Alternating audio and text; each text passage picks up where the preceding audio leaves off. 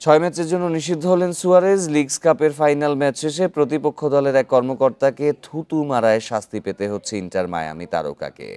শাস্তির মুখে পড়তে যাচ্ছেন সুয়ারেজ, এটা আগে থেকে নিশ্চিত ছিল। সেটা নিয়ে এবার বিবৃতি প্রকাশ করল লিগস কাপ কমিটি।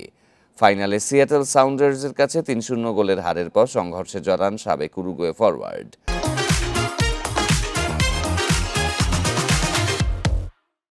এক পর্যায়ে দলটির এক কর্মকর্তাকে থুতু মেরে বসেন তিনি। এরপর অবশ্য সামাজিক যোগাযোগ মাধ্যমে দুঃখ প্রকাশ করেন সুয়ারেজ।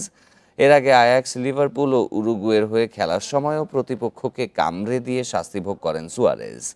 এছাড়া মায়ামি মিডফিল্ডার বুস্কেটসও 2 ম্যাচের জন্য নিষিদ্ধ হয়েছেন ভার্গাসকে ঘুষি মেরে।